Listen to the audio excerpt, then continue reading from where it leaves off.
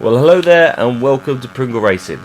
Now, a few weeks ago, probably a little bit longer, I mentioned that I'd become hooked on the Monster Energy Supercross series, right? They're fantastic games. And I also gave a little bit of advice as well, if you were listening. I said, look out, because every once in a while you get a little deal where they are ridiculously low price. And guess what? I listened to my own advice. I had them all onto my wish list and watched out for the couple of bugs if they should arise. And no joke, over the past month, they have pretty much every single edition has had some sort of mega sale on. So, guess which versions I've got, right? I've got version 1, I've got version 2, I've got version 3. I do not have version 4, sadly. I have 5, I have 6, and I have the latest edition 25, and I didn't spend more than £40 for the entire lot. Now that is a mega deal, and if you weren't listening to my advice, where were you? I gave some great advice here, so I thought, right, what I'm going to do now is I'm going to test these games to the max. But the problem is, everyone's tested the games. Everyone's given their own opinion, which they think is the latest version. And then my idea was thinking, well, how do we know that they actually did test them? It's just their personal opinion. Well, if they've tested it, there's some sort of way of validating that. And I was thinking, well, there are these things called gaming trophies. You know, achievements if you're an Xbox player. Now, if you don't know what these are, where the bloody hell have you been? Yeah? They've been around here for ages. Would you believe all the way back from 1980s on the Activision's Atari? But it wasn't until 2005 when Xbox introduced its game score system. And this is what I like about console wars, right? Because the Xbox came up with the gaming things, Steam then copied it a few years later, and then Sony copied it as well. Okay, but Sony thought, damn, this is such a good thing. How do we make it a little bit better?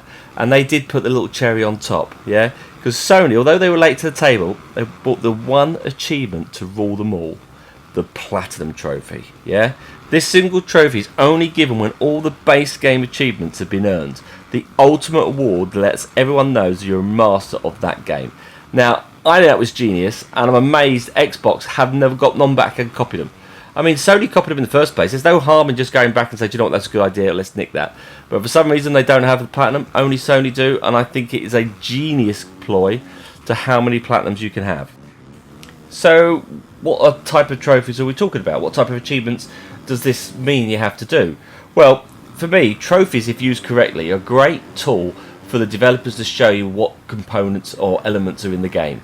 For example, complete a split screen race, so letting the user know that you can play 2 people in a race. Play 10 online races, let them know you can play online, stuff like that. Publish and create your own track, so there's a create and editor tool. These are all fine, and I think they're great, right? But then there are the ones that prove that you're a skilled racer, that you spent your time, you learnt the circuits, you learnt the tracks, you learnt how to use everything, right? And these are things like beat the best lap time. Complete all the time challenges, yeah? Win a race on simulator settings, right? And again, these ones make you feel like you actually earned that trophy, that you're not just a player, you're actually skilled in that particular game.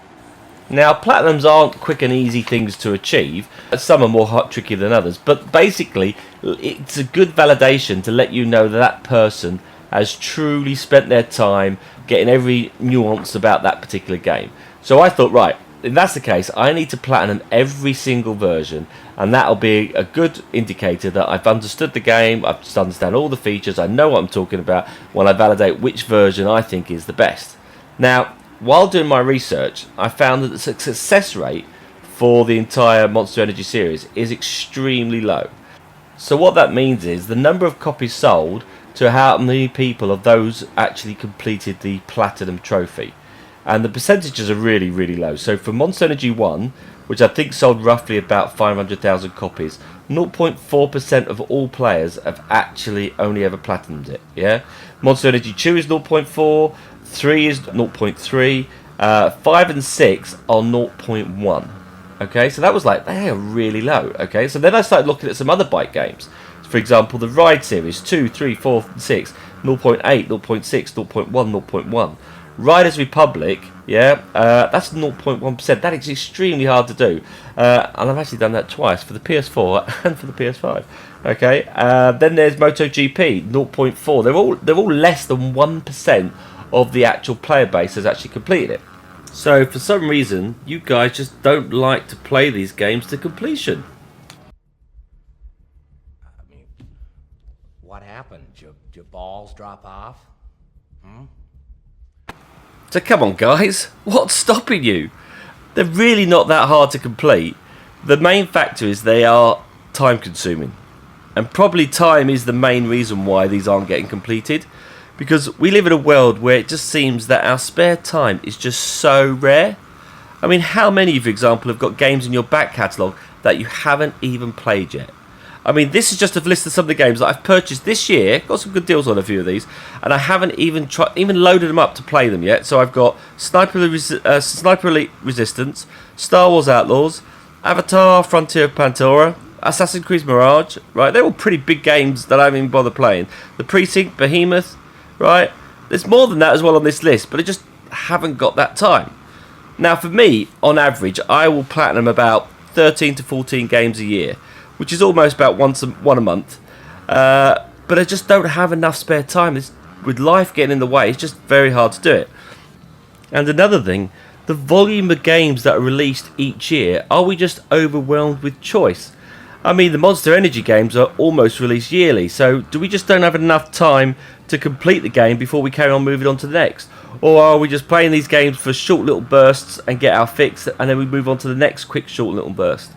I mean, one thing you'll notice on here is I haven't actually displayed which version of Monster Energy game I'm using, and I'm showing all the versions I've got at the same time.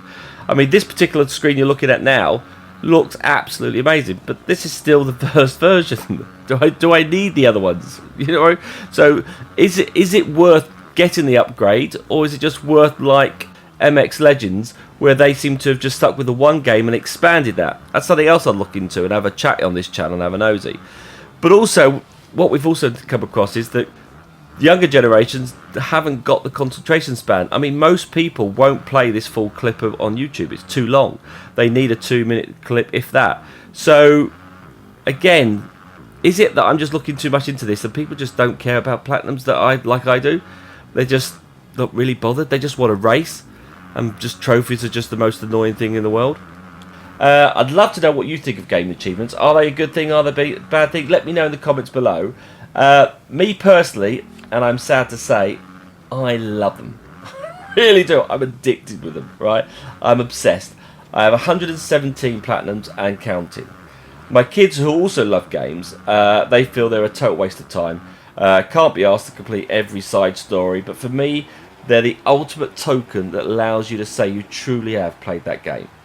So, if I'm going to stand up and say a version of the game is the best, and this is the best way I feel I can truly prove that I've tried them all to the max. Now, like I've already highlighted this earlier, platinum is no quick feat, especially with life getting in the way.